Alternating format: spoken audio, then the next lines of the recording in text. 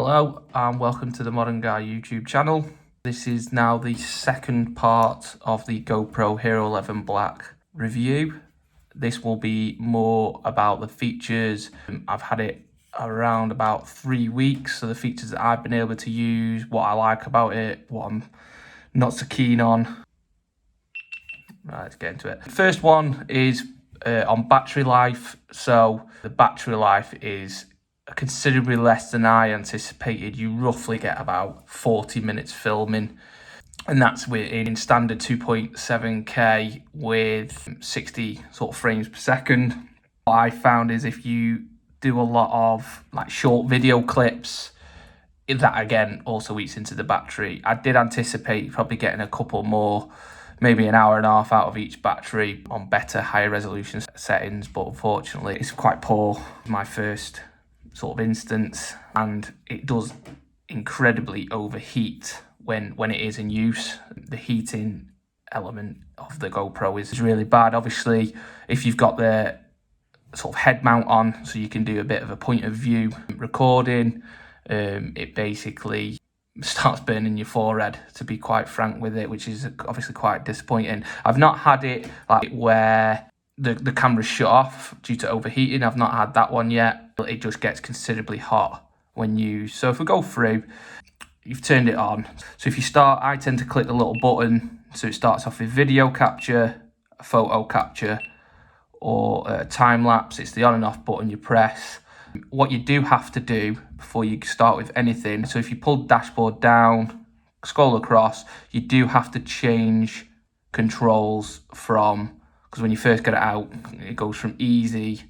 If you press on the sort of the dot at the top, it's supposed to be a scroller bar, but it's better if you press it.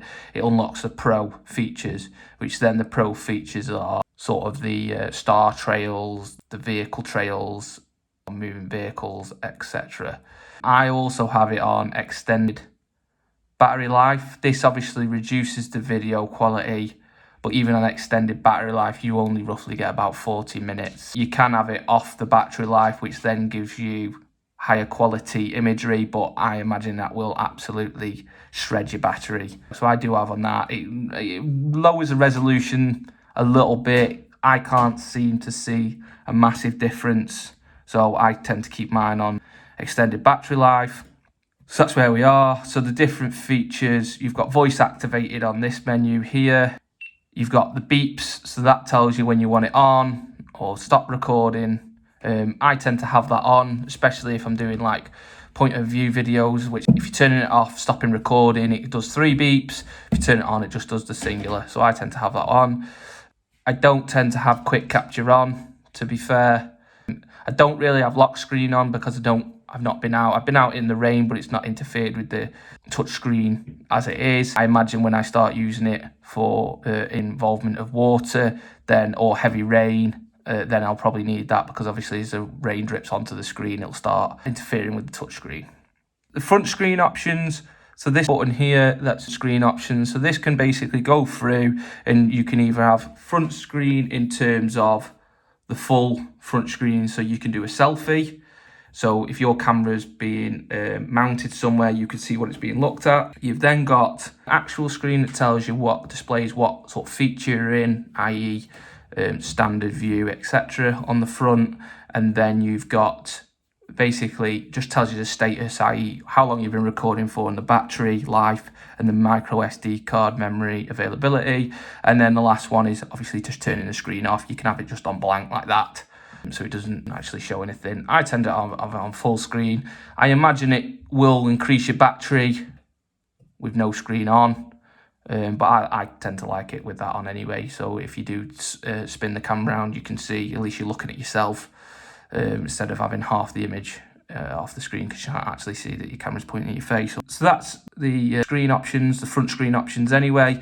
This one is the orientation. I don't tend to have it locked, because if I spin the camera around to like a portrait, then all the stuff moves on the screen to the portrait view, etc. So I don't tend to have that locked to one specific position.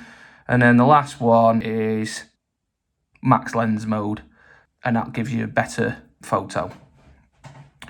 So that's the sort of the controls.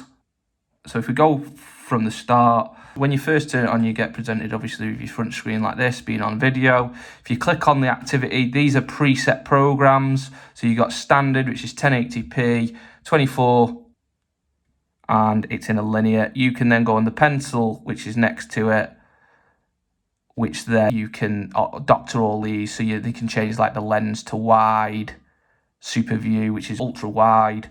So hindsight is where the GoPro, before you actually press record, it's like determining the last 3 or 5 seconds before you press record. That will also be included in your video. It's on hyper boost at the moment. That's for, let's say you're running, it will stop the camera from bouncing, so it stabilizes the horizon. It is very good, to be fair, the hyper boost. Change the frames per second, so you can change it to 4K, 5.3K, and then what your frame rate is, 120 to 24, etc. So that's sort of a preset standard. You can make your own standard. Then you've got activity, 2.7K, but 60 frames per second. It's in super view. Then you've got cinematic, which is wide lens, which is in 4K, 30 frames per second, and then slow-mo in 120 frames per second on wide lens at 1080p. But you can reset them or create them. I've changed mine a little bit, but you can also go in the app and change it yourself. So that's pretty much the on screens are your hyper boost, your angle, so wide, super wide or linear, and obviously your frame rates. Go to time lapse. Obviously got star trails. I'll input a video of what that looks like. So what I found about star trails is that I had it going the other day for 2.5 hours of filming. Basically the camera was stabled outside looking up because it was quite a clear night at the stars. For 2.5 hours I got 9 seconds of time lapse and star trails. The problem is, by the time 2.5 hours, it obviously alters the settings. I had to replace the battery. I feel like it's quite a very poor feature, to be honest. I was expecting the battery to at least last a lot longer in star trails than it did. You've also then got vehicle lights. I had a go with that in my car the other day. Programmed it. Really, you should have the camera static on like a top of a motorway bridge in terms of videoing the motorway below. Stabilize the camera and video the cars sort of going by. I'll show you what I did in the car. So for 15 minutes, I got roughly about 15 seconds of filming, which was time-lapsed, and I'll show you now, but I just wanted to have a go and see what that feature was about. Light painting, I think is pretty self-explanatory. You hold the camera still, you have a light in your hand, and then you can draw names, pictures, or whatever on your light. And then obviously you've got your night lapse and your just a normal time lapse really. Photo, it's pretty self-explanatory. Change the lens of your photo. You can do a burst mode or a night photo, which brightens it up. But in terms of your photo, you can do whatever wide lens you want, linear to wide, a delay timer on it, and that basically will say, right, time in 15, 20 seconds, take the photo, or even 5 seconds. And then you've got your zoom options there. It goes up to 2. The clarity of these is quite good. Here's a photo I did the other day. So, I mean, I've been going for like 9 minutes. I did only have 72% battery in this. So in 10 minutes, I've lost 10% already. It's as expected. It's just an action camera, I suppose.